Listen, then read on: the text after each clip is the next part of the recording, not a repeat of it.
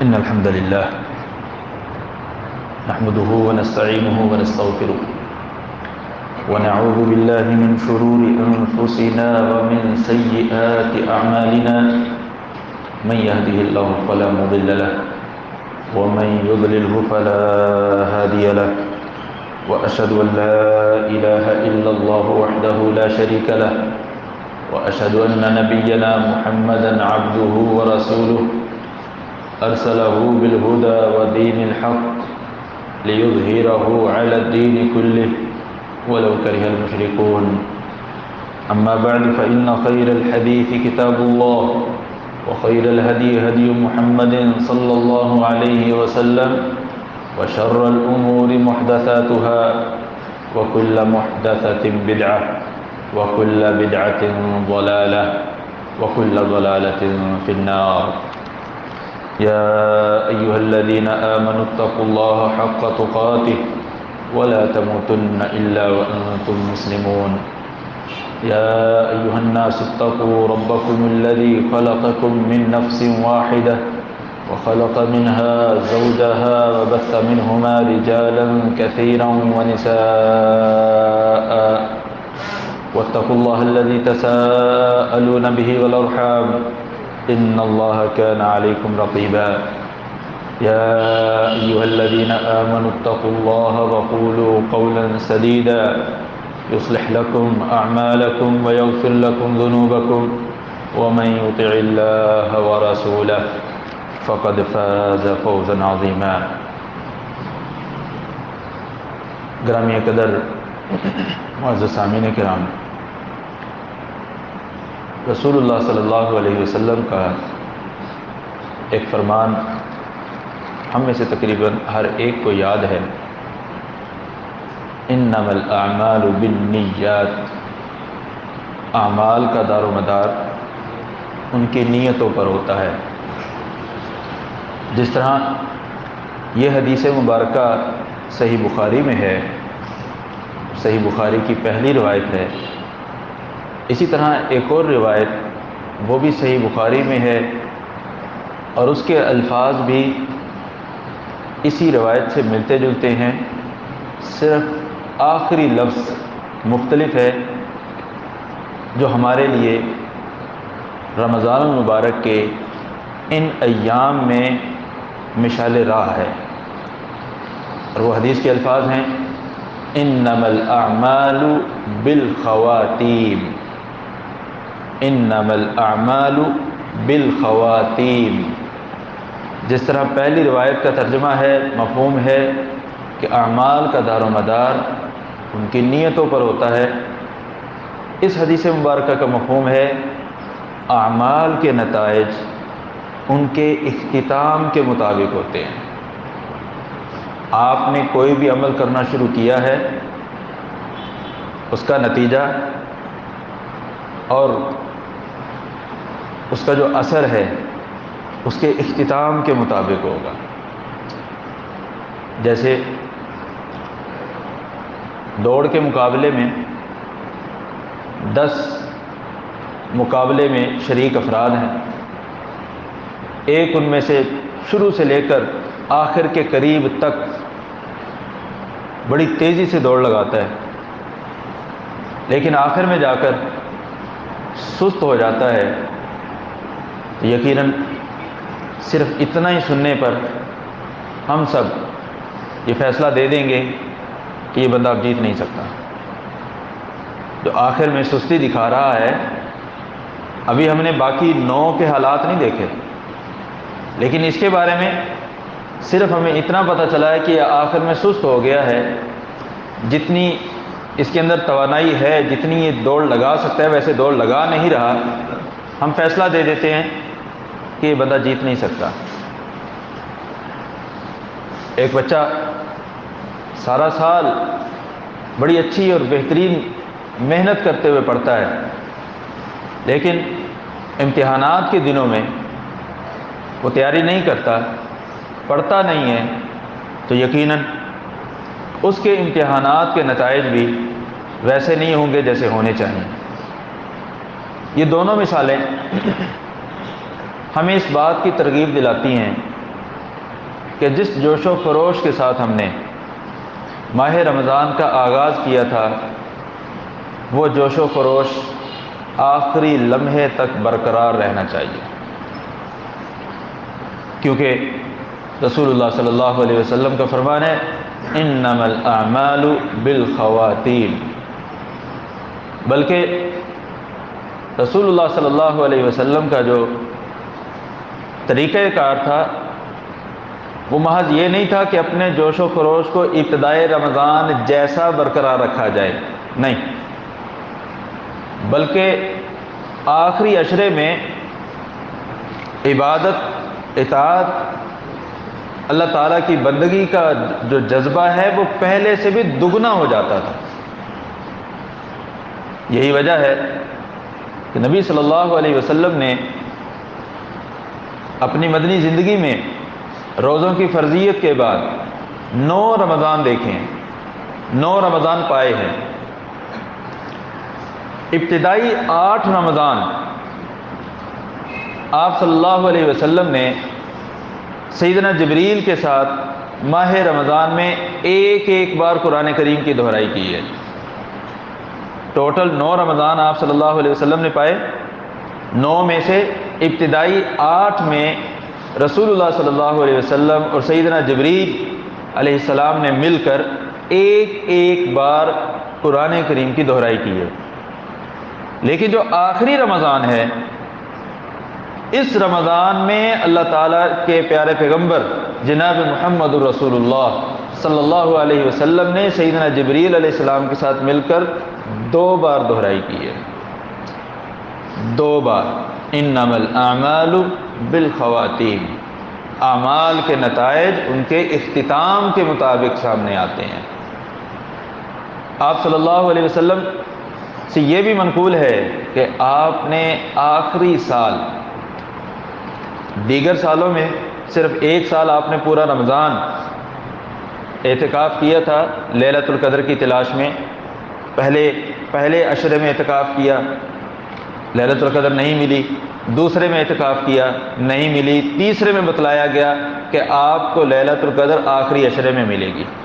پھر نبی صلی اللہ علیہ وسلم نے صحابہ کرام کی رہنمائی فرمائی کہ یہ لیلۃ القدر رمضان کے آخری عشرے میں ہے۔ اس سال کے علاوہ نبی صلی اللہ علیہ وسلم نے آخری عشرے میں اعتکاف کیا ہے، صرف آخری عشرے میں۔ لیکن جو آخری رمضان ہے، نبی صلی اللہ علیہ وسلم نے اس رمضان میں 2 عشرے اعتکاف کیا ہے، درمیانی عشرہ بھی اور آخری عشرہ بھی۔ کس لیے؟ انما الاعمال بالخواتیم، اعمال کے جو نتائج ہیں وہ اختتام کے مطابق سامنے آتے ہیں۔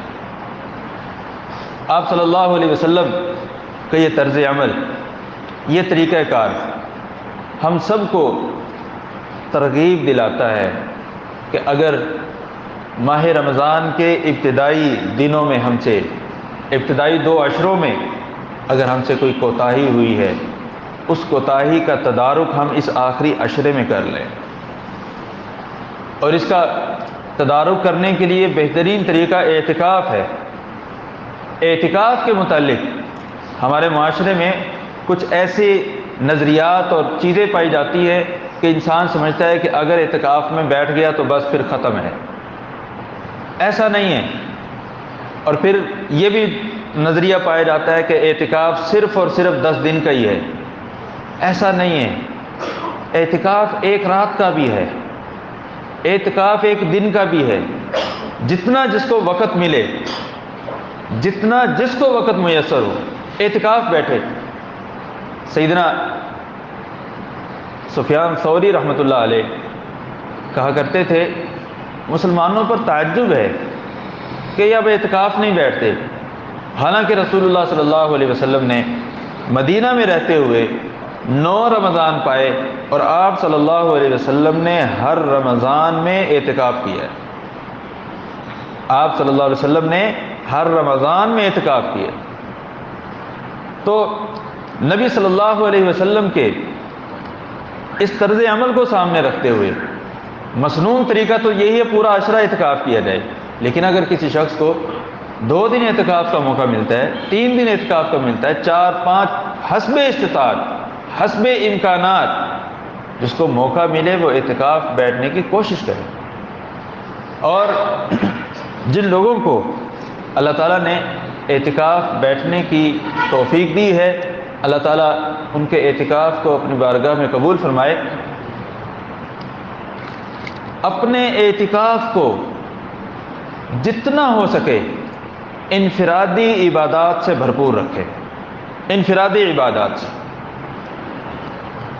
انسان اپنے آپ کو چست اور چوکو چوبند رکھنے کے لیے اجتماعی بعض ایکٹیویٹیز بھی کر سکتا ہے، جیسے نبی صلی اللہ علیہ وسلم سیدنا جبریل کے ساتھ مل کر قرآن کریم کی دہرائی کرتے تھے، جبریل آپ کو سناتے، آپ سیدنا جبریل کو سناتے، یہ اجتماعی کیفیت ہے۔ نبی صلی اللہ علیہ وسلم نے 3 دن تراویح کی جماعت بھی کروائی ہے، یہ اجتماعی عبادت کی شکل ہے۔ لیکن اگر انسان کو موقع ملے انفرادی عبادت کا بھی اور اجتماعی کا بھی، تو ان دونوں میں سے ترجیح انفرادی عبادت کو دے، ان دونوں میں سے ترجیح انفرادی عبادت کو دے۔ اور اگر انسان یہ دیکھے کہ اب انفرادی کرنے کی مجھ میں سخت نہیں ہے، سستی آ رہی ہے، دوسرے کو دیکھ کر مجھے جذبہ زیادہ پیدا ہوگا، دوسرے کو دیکھ کر ٹیم ورک کی شکل میں، ایک سرکل کی شکل میں اگر بیٹھنے سے عبادت کرنے کا زیادہ موقع ملے گا، اس طریقے کو بھی اپنانے میں کوئی حرج نہیں ہے۔ لیکن ایسا نہ ہو کہ انسان اللہ تعالیٰ کے ساتھ تنہائی کی عبادت کو بالکل چھوڑ دے۔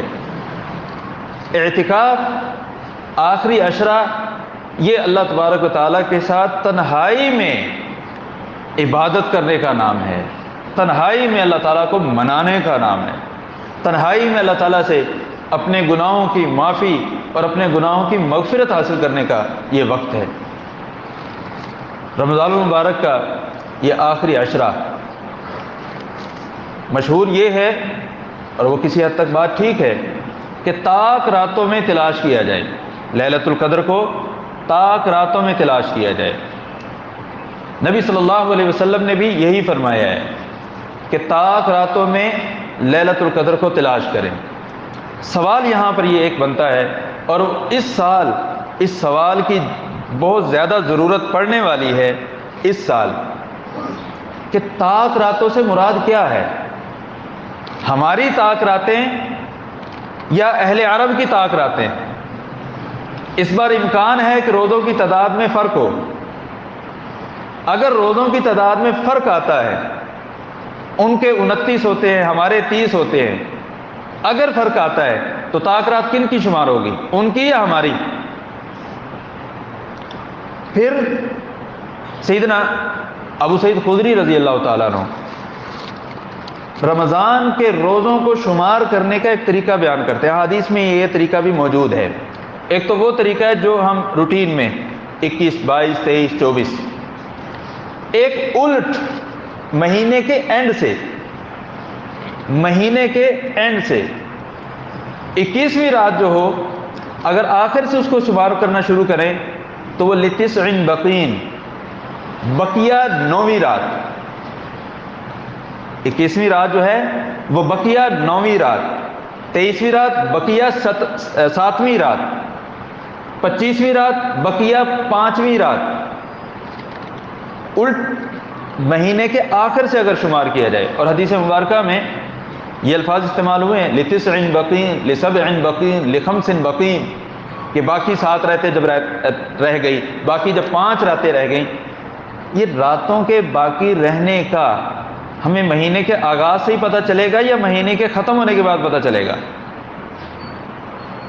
مہینے کے ختم ہونے کے بعد، جب عید کا چاند نظر آ جائے گا پھر پتہ چلے گا کہ کون سی رات 5ویں رات بنتی تھی، کون سی رات 6ٹھی رات بنتی تھی۔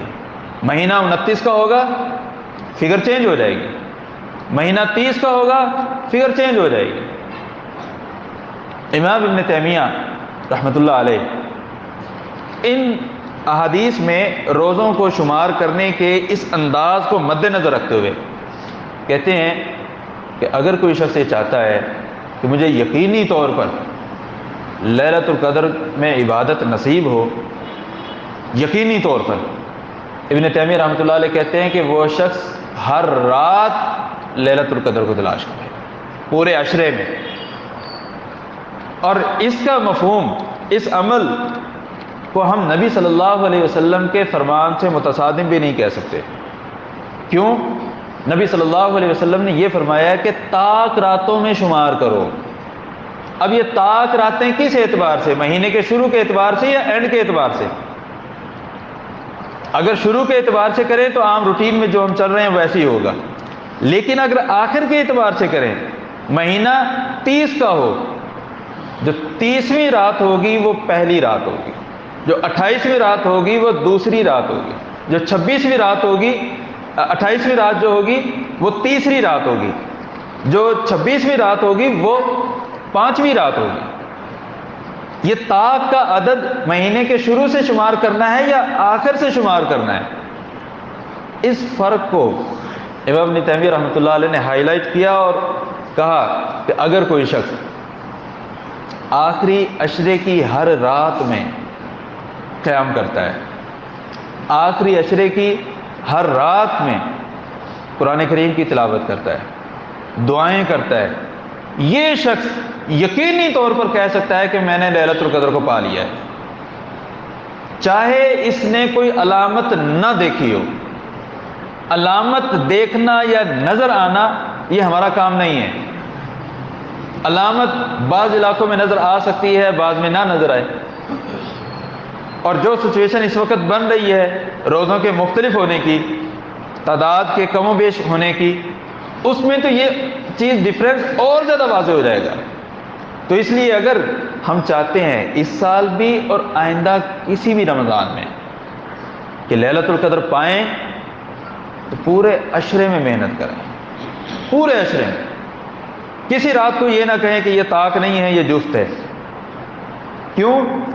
ان کو شمار کرنے کے انداز سے رات کے طاق اور جفت ہونے میں فرق پڑتا ہے. اور ویسے بھی اگر 83 سال اور کچھ مہینے کی عبادت چند گھنٹے کی عبادت کرنے سے مل جائے تو یہ کوئی گھاٹے کا سودا نہیں ہے. لیلۃ القدر خیر من الف شہر، اتنی ہماری زندگی نہیں ہے جتنی اللہ تعالیٰ ہمیں نیکیاں دے دے گا. سابقہ اقوام میں یہی بات تھی کہ اللہ تعالیٰ نے ان کو عمریں 1000 سال، 950 سال. سیدنا نوح علیہ السلام نے جو دعوت دی ہے، زندگی نہیں، ان کی جو دعوت کا عرصہ ہے وہ 950 سال تھا. یہاں زندگی کا تذکرہ نہیں ہے قرآن کریم میں. یہاں سیدنا نوح علیہ السلام نے جو سابقہ اپنی قوم کو دعوت دی ہے وہ 950 سال ہے.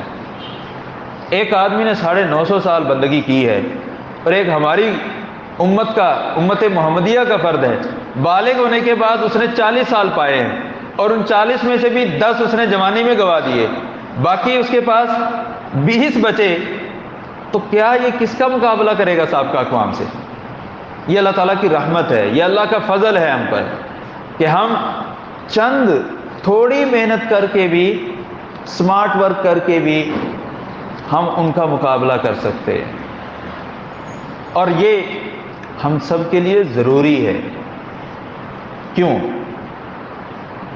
یہ ضروری کا لفظ اس لیے بولا، رسول اللہ صلی اللہ علیہ وسلم نے حدیث مبارکہ میں فرمایا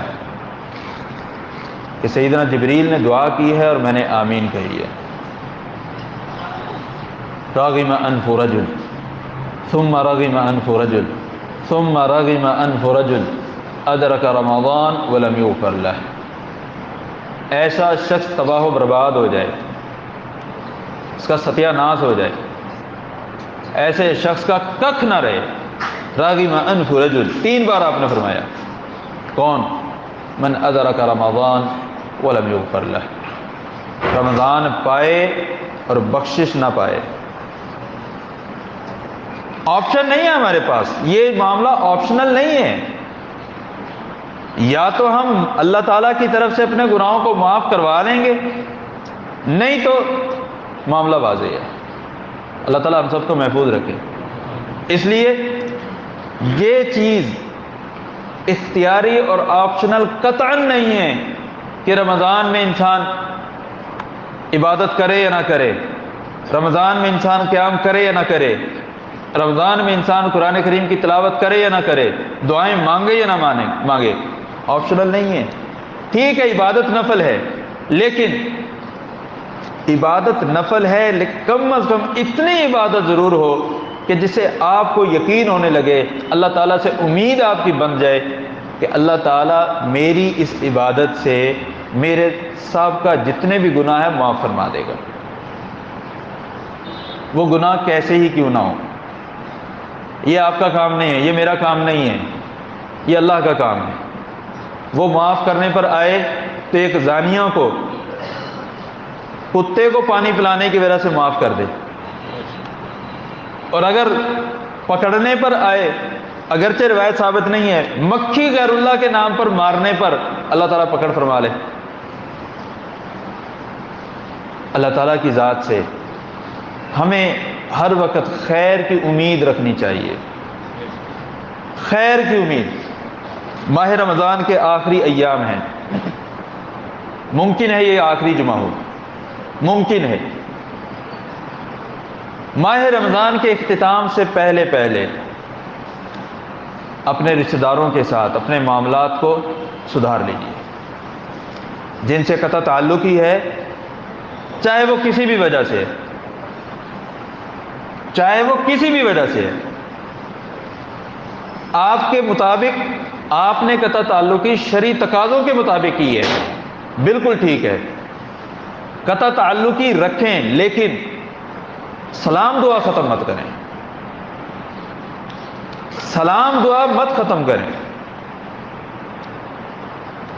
ان کے لیے آپ یہ سمجھ رہے ہیں کہ وہ غلط ہیں، شرعی طور پر ان کے اندر غلطیاں پائی جاتی ہوں گی، لیکن سوال ہے کتنی بار میں نے اور آپ نے ان کے لیے ہدایت کی دعا کی ہے؟ کیا ان کا ہم پر یہ حق نہیں ہے؟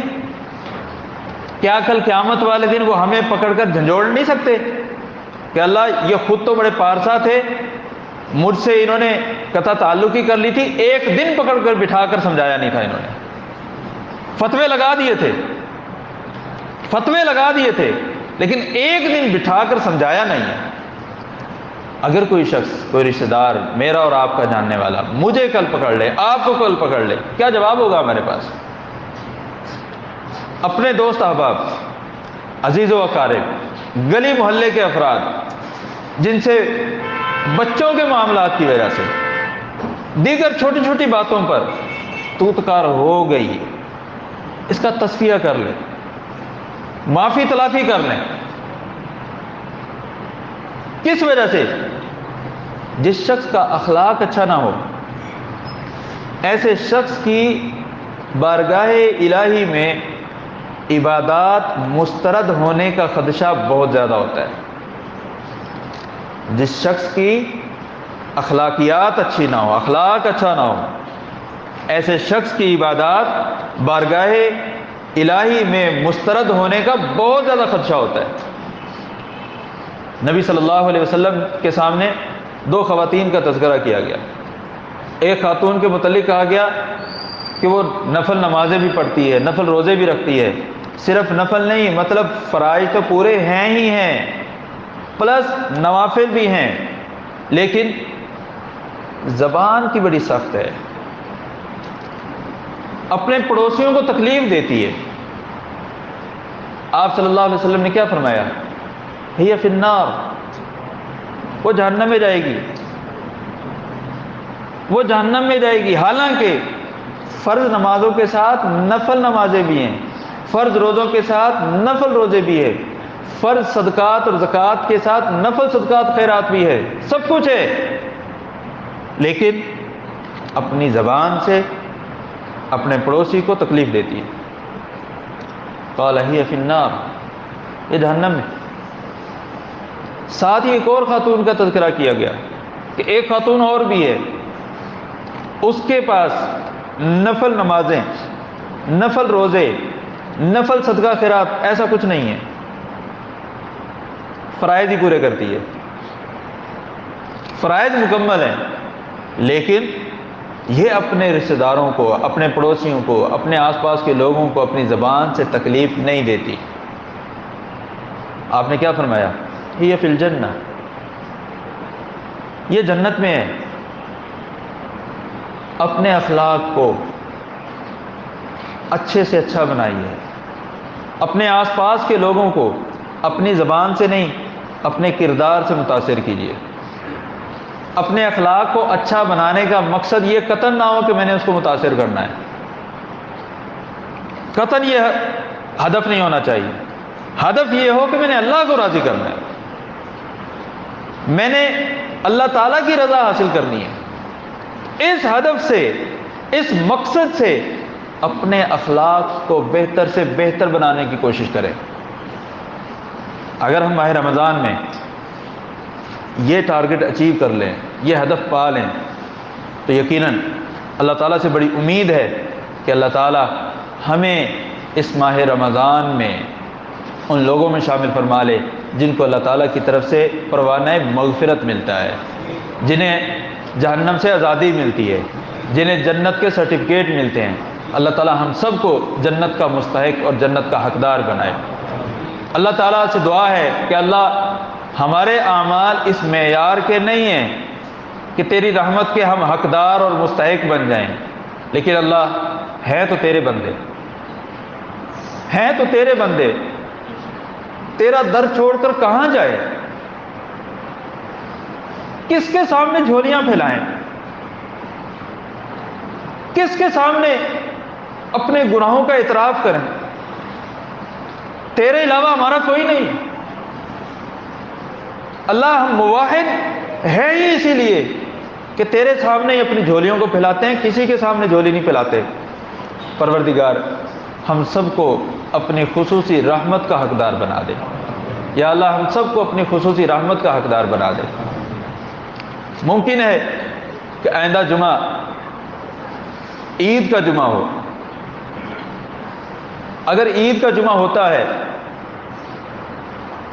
تو فطرانے کی ادائیگی وقت پر کرنے کو یقینی بنائیں، تاخیر نہ ہو۔ اور یہ بھی غلط ہوگا کہ آج ہی جا کر فطرانہ نکال دیں۔ فطرانے کی جو ادائیگی کا وقت ہے یہ عید کا چاند نظر آنے سے شروع ہوتا ہے۔ عید کا چاند نظر آنے سے شروع ہوتا ہے، اس سے پہلے فطرانے کی ادائیگی کا وقت نہیں ہے۔ اگر کسی نے پہلے ادا کر دیا ہے وہ شخص دوبارہ ادا کرے گا۔ رسول اللہ صلی اللہ علیہ وسلم کا فرمان ہے کہ یہ جو فطرانہ ہے اس کے دو مقاصد ہیں، طہرۃ للصائمین و طعمۃ للمساکین۔ پہلا مقصد یہ ہے کہ روزے داروں سے روزے کی حالت میں کوئی کمی کوتاہی اگر ہوئی ہے، اس کمی کوتاہی کا یہ کفارہ بن جائے۔ اور دوسرا مقصد یہ ہے کہ عید کے دن جو غریب اور مستحق افراد ہیں ان کو کھانے پینے کی پریشانی سے بالکل آزاد کر دیں، کہ عید کے دن تمہیں کسی قسم کے کھانے پینے کی پریشانی نہیں ہوگی۔ اب یہ دونوں چیزیں، عید کے دن مساکین کے لیے کھانے پینے کا انتظام اور روزے داروں کی روزے میں جو کمی پیدا ہوئی ہے اس کمی کی تلافی اور کفارہ۔ کیا یکم رمضان کو، 15 رمضان کو یا 20 رمضان کو فطرانہ دینے سے ہوگی؟ ابھی تو روزے مکمل ہی نہیں ہوئے، اور جس کو آپ آج دے دیتے ہیں بہت مشکل ہے کہ وہ عید کے دن تک بچا رہے۔ اس لیے فطرانے کی ادائیگی کا جو اول وقت ہے وہ عید کا چاند نظر آنے کے بعد ہے، لیکن حضرات صحابہ اکرام سے 1 یا 2 دن پہلے فطرانہ ادا کرنا منقول ہے۔ 1 یا 2 دن پہلے، یعنی 28ویں یا 29ویں روزے کو آپ اپنا فطرانہ ادا کر سکتے ہیں، کیونکہ اس وقت مکمل مہینہ جو ہے مکمل ہونے پر ہے۔ روزے دار نے جو روزے رکھنے تھے اکثر روزے وہ رکھ چکا ہے، جو غلطی کمی کوتاہی اس سے سرزد ہونی تھی وہ ہو چکی ہے، جس کے اب کفارے کی ضرورت ہے۔ تو اس لیے فطرانے کی ادائیگی وہ چاند کے نظر آنے کے بعد یا 1 آدھ دن پہلے کی جائے۔ فطرانے کے لیے کوشش کریں کہ اناج کی شکل میں فطرانہ دیں۔ رسول اللہ صلی اللہ علیہ وسلم کے عہد میں جو فطرانہ دیا جاتا تھا وہ 1 صاع جو پیمانہ ہے، 1 صاع ایک پیمانہ ہے، چیز کو تولنے کا نہیں، ماپنے کا۔ چیز کو تولنے کا پیمانہ نہیں ہے یہ چیز کو ماپنے کا ہے۔ ایک برتن ہے، اس کو صاع کہا کرتے تھے، اور اس کی جو مقدار ہے تقریباً 2400 ml، تقریباً 250 ml مقدار ہے۔ اس برتن میں اناج گندم کی شکل میں ہو، چاول کی شکل میں ہو، دالوں کی شکل میں ہو، جو اناج محفوظ کیا جا سکتا ہے وہ ڈالیں۔ 2500 ml یعنی 2.5 لیٹر کے برتن میں جتنا بھی وہ اناج بنتا ہے اس کا وزن مختلف ہوگا۔ گندم کا وزن الگ نکلے گا، ایک گندم کا وزن ڈالیں گے وہ 2.25 کلو 2.5 کلو نکلے گی، کسی کا ممکن ہے اس سے بھی زیادہ ہو جائے، کسی کا اس سے بھی کم ہو جائے۔ ہر جنس کا وزن الگ الگ نکلے گا۔ جب وزن الگ الگ نکلے گا تو معیار وزن ہے ہی نہیں، معیار یہاں پر پیمانہ ہے، پیمائش ہے، جو کہ تقریباً 2.5 لیٹر کے برتن کو آپ بھر کر دے سکتے ہیں۔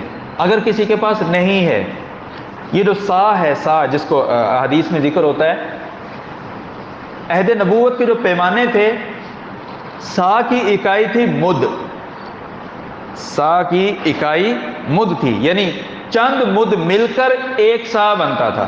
اور مد کس کو کہتے ہیں؟ معتدل جسامت کا انسان ہو، معتدل، نہ بالکل چھوٹے قد کا ہو نہ بہت لمبا تڑنگا ہو، معتدل قامت کا انسان ہو، وہ اپنے ہاتھوں کو اس طرح سے بھرے اناج کے 4 لپیں، 4، یہ جتنا بھی ہو یہ 1 صاع ہے، یہ جتنا بھی ہو 1 صاع ہے۔ اگر کسی کے پاس پیمانہ نہیں ہے کوئی بات نہیں، 4 لپیں اپنے ہاتھ سے اچھی طرح بھر کر ڈالے، جتنا بھی بنتا ہے، چاہے وہ 1.5 کلو بنے، چاہے وہ 2.5 کلو بنے، چاہے وہ 3 کلو بنے۔ 1.5 کلو کا لفظ اس لیے بولا ہے، آٹے کو جب آپ اس میں ڈالیں گے تو آٹے کا وزن کم ہوتا ہے، اسی برتن میں آپ گندم ڈالیں گے تو وزن زیادہ نکلے گا، اسی برتن میں آپ دال ڈالیں گے وزن زیادہ ہوگا، دال کا بیسن ڈالیں گے وہ کم ہوگا۔ تو وزن معیار نہیں ہے، وہ پیمانہ معیار ہے۔ پھر اس کے بعد سیدنا انس رضی اللہ تعالیٰ عنہ کی حدیث مبارکہ کے مطابق، سیدنا ابو سعید خدری رضی اللہ تعالیٰ عنہ کی حدیث مبارکہ کے مطابق، کہ ہم عہد نبوت میں جو رائج الوقت بنیادی غذائی اجناس ہوتی تھیں، بنیادی غذائی اجناس، ان کا 1 صاع دیتے تھے۔ اور بنیادی غذائی اجناس اس وقت کیا تھیں؟ گندم، جو، کھجور، اور اسی طرح پنیر اس وقت، آج کل جس کو ہم چیز کہتے ہیں، اس کے بنانے کا پروسیس کچھ اور ہے۔ اس وقت لسی سے مکھن کو نکال کر اس لسی کو خشک کیا جاتا تھا، لسی سے مکھن کو نکال کر اس لسی کو خشک کیا جاتا تھا، اور پھر وہ خشک ڈرائی فروٹ کی طرح خشک راشن کے طور پر استعمال کیا جاتا تھا، یا دوسرے لفظوں میں آپ کہہ لیں دہی کو خشک کر کے پنیر بنایا جاتا تھا۔ تو وہ بطور فطرانہ ادا کرتے تھے۔ یہ خشک چیزیں کیوں؟ اس لیے کہ اگر ایک شخص کو 10 افراد فطرانہ دیں، تقریباً وہ 25 کلو بن جائے گا کوئی بھی چیز۔ اب وہ سارا 25 کا 25 کلو عید کے دن تو نہیں نہ کھا سکتا، ظاہر سی بات ہے اس کے گھر میں چلے گا۔ اگر خراب ہونے والی چیز دے دیں، سبزیوں کی شکل میں کوئی چیز دے دیں یا آلوؤں کی شکل میں کوئی چیز دے دیں، وہ تو 1 ہفتہ زیادہ سے زیادہ نکالیں گے، اس کے بعد خراب ہوگا۔ اس لیے شریعت نے ایسی چیزیں دینے کا کہا جو خراب نہ ہوں، جن کو غریب لوگ محفوظ کر لیں، اور جب تک ان کے گھر میں پڑی رہیں ان کے استعمال کے قابل رہیں۔ تو نبی صلی اللہ علیہ وسلم نے اس وقت کی جو بنیادی غذائی اجناس تھیں ان سے فطرانہ دینے کا ہمیں حکم دیا۔ آج اگر کوئی ایسی چیز ہے جو کسی بھی علاقے میں بنیادی غذائی جنس کے طور پر استعمال ہوتی ہے تو وہ بھی فطرانے میں دی جا سکتی ہے۔ جیسے اس وقت جزیرہ عرب میں چاول نہیں تھا، یہ مصر کے فتح ہونے پر عرب کو پتہ چلا چاول بھی کوئی چیز ہے، تو چاول اس وقت پوری دنیا میں موجود ہے، وہ چاول بھی فطرانے کے طور پر دیے جا سکتے ہیں۔ ایسے علاقے ہمارے پاس اس وقت بلتستان سے ہمارے معزز مہمان بھی موجود ہیں، آپ سب نے ان کے ساتھ بھرپور تعاون بھی کرنا ہے۔ ان کے علاقے میں بنیادی غذائی جنس کے طور پر ڈرائی فروٹ استعمال ہوتے ہیں، ٹھنڈا علاقہ ہے، سردیوں میں خاص طور پر برف باری ہوتی ہے، پورے مہینوں کا راشن گھر میں جمع کر کے بند ہو جاتے ہیں، برف باری اتنی زیادہ ہوتی ہے، تو وہ لوگ ڈرائی فروٹس کی شکل میں مقدار وہی تقریباً جو 2.5 لیٹر کا برتن ہے وہ بھر کر دیں گے، چاہے اس میں وزن کتنا بھی آئے، اگر کسی شخص کو سہولت اس بات میں ہے کہ وہ پیسوں کی شکل میں فطرانہ لینا چاہتا ہے تو اہل علم اس کی گنجائش دیتے ہیں۔ یہاں پیسوں کی شکل میں جب آپ حساب لگانے کی کوشش کریں تو سب ہم سے پوچھتے ہیں کہ آپ بتلائیں کہ کتنے پیسے بنتے ہیں۔ میں ان کو یہ کہا کرتا ہوں کہ ہر علاقے کا ریٹ الگ ہے، خاص طور پر گندم کا اس وقت ریٹ میں بہت ویریشن ہے، بہت زیادہ، کہیں 4,000 کے حساب سے بھی مل رہی ہے اور کہیں 7,000 میں بھی نہیں مل رہی، علاقوں کے اعتبار سے ویریشن ہے۔ اگر میں یہاں کے اعتبار سے اگر میں اس علاقے کے اعتبار سے بتلا دوں اور انسان بیٹھا ہوا ہے تھل میں یا سندھ میں جہاں پر ریٹ بہت زیادہ ہائی ہے تو نقصان ہے۔ تو ہر شخص اپنے علاقے کو دیکھے گا، اس علاقے میں اس چیز کا ریٹ کیا ہے، اور یہ بھی ضروری نہیں ہے کہ ہمیشہ گندم کا ریٹ ہی دیکھنا ہے۔ ہم جب کھانا کھاتے ہیں یا خوشی مناتے ہیں، جب کھانا کھانا ہو تو جناب میکڈونلڈ سے اور ہارڈیز سے اور پیزا ہٹ سے چیزیں آ رہی ہیں، جب فطرانہ دینا ہے تو گندم کا دینا ہے۔ ایسے نہ کریں، فطرانہ دینا ہے تو ذرا کھجور کا دیکھ لیں، منقے کا دیکھیں، کشمش کا دیکھیں، پنیر کا دیکھیں، کسی ایسی چیز کا دیکھیں جس کا غریبوں کو فائدہ ہو۔ صرف ہمیشہ اپنا فائدہ نہیں سوچنا چاہیے، اور اس میں بھی در حقیقت اپنا ہی فائدہ ہے۔ جتنا زیادہ دیں گے، غریب آپ کے لیے دل سے دعا کر دے اور وہ دعا اللہ تعالیٰ قبول کر لے، اور کیا چاہیے، اور کیا چاہیے۔ اللہ تعالیٰ سے دعا ہے کہ اللہ تبارک تعالیٰ ہم سب کو کتاب و سنت کے احکامات سمجھ کر ان پر عمل کرنے کی توفیق عطا فرمائے۔ وآخر دعوانا ان الحمد للہ رب العالمین۔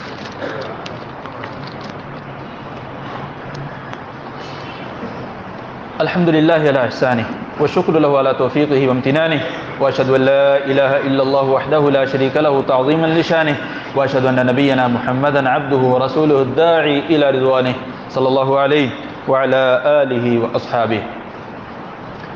معزز سامعین کرام، حسب سابق انشاءاللہ اس بار بھی عید نماز کی ادائیگی کے لیے گول باغ میں انتظامات کیے جا رہے ہیں۔ انشاءاللہ 6:45 پر، صبح 6:45 پر عید نماز ادا کی جائے گی، چاہے عید کا دن جمعے کا ہو یا ہفتے کا ہو، دن کوئی بھی ہو، انشاءاللہ ہمارا وقت 6:45 ہوگا۔ اپنے وقت کو قیمتی بنائیے اور اپنے مقررہ وقت پر پہنچیے، بلکہ میں یہ کہوں گا کہ اپنے بچوں کو اور خود بھی پنڈال میں، میدان میں، گراؤنڈ میں 6:30 بجے سے پہلے پہنچنے کی کوشش کریں۔ انشاءاللہ وہاں پر کچھ ایسی ایکٹیویٹیز ہوں گی عید نماز سے پہلے جو بچوں کے لیے بھی حوصلہ افزا ہوں گی اور بچوں کے والدین کے لیے بھی حوصلہ افزا ہوں گی۔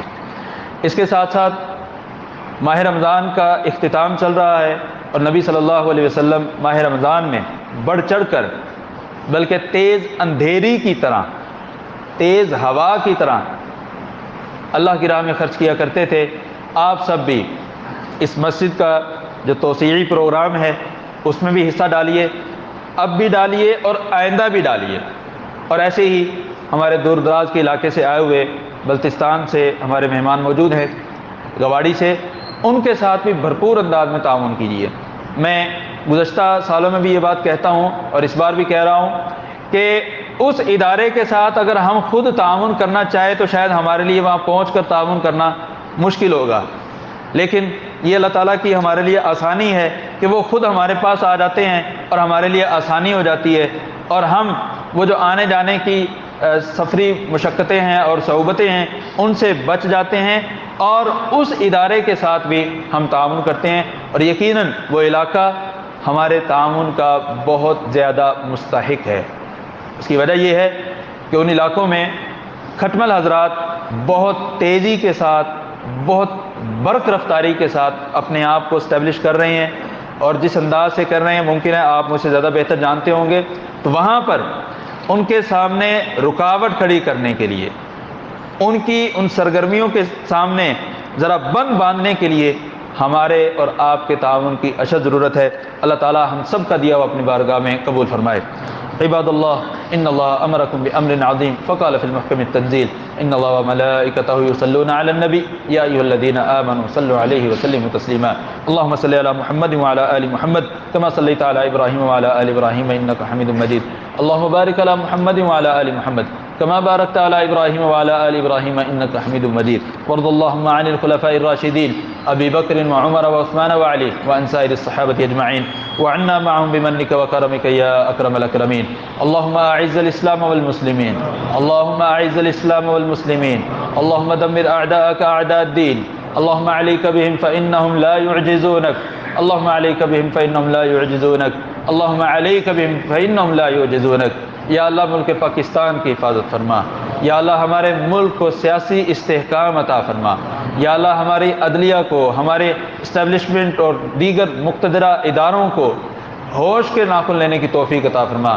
یا اللہ ان سب کو ملک، قوم، ملت، اسلام اور مسلمانوں کے لیے بہترین فیصلے کرنے کی توفیق عطا فرما، یا اللہ اگر ان کے حق میں ہدایت نہیں ہے پروردگار ان کے جسموں سے ہماری دھرتی کو پاک کر دے، یا اللہ ان کے جسموں سے ہماری دھرتی کو پاک کر دے، یا اللہ ہمیں ایسے حکمران عطا فرما جو تجھ سے ڈریں، تیرے اسلام کے لیے کام کریں، تیرے دین کے لیے کام کریں، اسلام اور مسلمانوں کے لیے کام کریں، یا اللہ ہم سب کو ایسا بنا دے کہ تجھے پسند آ جائیں، یا اللہ ہم سب کو ایسا بنا دے کہ تجھے پسند آ جائیں، یا اللہ ہماری نوجوان نسل کی حفاظت فرما، یا اللہ ماؤں، بہنوں، بیٹیوں، بیٹوں کی حفاظت فرما، یا اللہ جن بھائیوں نے دعاؤں کا کہا ہے پروردگار ان کی نیک دلی تمناؤں کو اپنی رحمت سے پورا فرما، یا اللہ ہمارے بھائی کے صاحبزادے فوت ہو چکے ہیں ہماری مسجد میں موجود ہیں، یا اللہ ان کے صاحبزادے کو بھی اگلی تمام منزلوں میں آسانیاں فرما اور ان پر اپنی رحمت نازل فرما، یا اللہ جتنے مسلمان فوت ہو چکے ہیں سب پر اپنی رحمت نازل فرما، یا اللہ سب کی قبروں کو جنت کا گہوارہ بنا، یا اللہ جن ماؤں بہنوں نے خصوصی طور پر خادم کے ذریعے پیغام بھیجا ہے یا اللہ ان کی بھی تمام دلی اور نیک تمنائیں اپنی رحمت سے پوری فرما دے، یا اللہ جو بھائی اپنے دلوں میں نیک تمنائیں لیے بیٹھے ہیں اور خواہش کر رہے ہیں کہ ہم بھی دعا کا کہہ دیتے، یا اللہ تو ان کی خواہشات کو جانتا ہے، تو ان کے بیان کرنے سے پہلے جانتا ہے، یا اللہ ان کی بھی نیک خواہش کو اپنی رحمت سے پورا فرما دے، یا اللہ جتنے مسلمان پریشان ہیں پروردگار سب پر اپنی رحمت نازل فرما، یا اللہ ان کی پریشانیوں کو ختم کر کے ان کی پریشانیوں کو خوشیوں میں بدل دے، یا اللہ ان کی پریشانیوں کو خوشیوں میں بدل دے، یا اللہ ہمارے کاروباری حالات بہتر فرما دے، یا اللہ ہم سب کو مہنگائی سے محفوظ فرما دے، یا اللہ ہم سب کو وبائی امراض سے محفوظ فرما دے، یا اللہ ہمارے بچیوں کو یا اللہ ہر قسم کے فتنوں سے محفوظ فرما دے، یا اللہ ہماری نوجوان نسل کی حفاظت فرما، یا اللہ ہماری نوجوان نسل کی حفاظت فرما، یا اللہ ہم سب کو آسان، وسیع، وافر، حلال روزی عطا فرما، یا اللہ آسان، وافر اور حلال روزی عطا فرما، یا اللہ تیری راہ میں دینے کے لیے ہمیں عطا فرما، یا اللہ تیری راہ میں دینے کے لیے ہمیں عطا فرما، یا اللہ جتنی عبادات کی ہیں پروردگار جیسی بھی ہیں ٹوٹی پھوٹی ہیں پروردگار تو اپنی رحمت کے صدقے ہماری ان عبادات کو قبول فرما، یا اللہ ہم سب کو اس ماہ رمضان میں بخشے ہوئے لوگوں میں شمار فرما دے، یا اللہ ہم سب کو مغفرت پانے والے لوگوں میں شمار فرما لے، یا اللہ ہم سب کو جنت پانے والے لوگوں میں شمار فرما لے، یا اللہ ہم سب کو اپنے عرش کا سایہ نصیب فرما، یا اللہ ہم سب کو رسول اللہ صلی اللہ علیہ وسلم کی جنت میں رفاقت نصیب فرما، یا اللہ ہمارے اعمال، ہماری عبادات، ہمارے روزے، تلاوت، قیام، صدقات، یا اللہ ساری عبادات اپنی بارگاہ میں قبول فرما، یا اللہ ہم سب کو اخلاص عطا فرما، یا اللہ ہم سب کو متبع سنت بنا، یا اللہ ہر قسم کے شرک سے محفوظ فرما، یا اللہ ہر قسم کی غلطی اور کوتاہی سے محفوظ فرما، یا اللہ تیرے سامنے سفید داڑیاں ہیں، سفید بال ہے پروردگار تو ان سفید بالوں کا بڑا حیا کرتا ہے، یا اللہ ہم سب کے گناہوں کو معاف فرما دے، یا اللہ ہم سب کے گناہوں کو معاف فرما دے، یا اللہ ہمارے ملک پر رحم فرما، یا اللہ ہمارے ملک کی حفاظت فرما، یا اللہ ہمارے ملک کی زمینی اور نظریاتی سرحدوں کی حفاظت فرما، یا اللہ ہمارے ملک کی زمینی اور نظریاتی سرحدوں کی حفاظت فرما، یا اللہ ہمارے ملک کا اور کسی بھی مسلمان ملک کا دشمن ہے یا اللہ اسے نیست و نابود فرما دے، یا اللہ اسے نیست و نابود فرما دے، یا اللہ اس میں اپنی قدرت کے عجائب ہمیں دکھا دے، یا اللہ اپنی قدرت کے عجائب ہمیں دکھا دے۔ ربنا تقبل منا انک انت السمیع العلیم وتب علینا انک انت التواب الرحیم، وصلی اللہ تعالی علی خیر خلقہ محمد وعلی آلہ وصحبہ اجمعین برحمتک یا ارحم الراحمین۔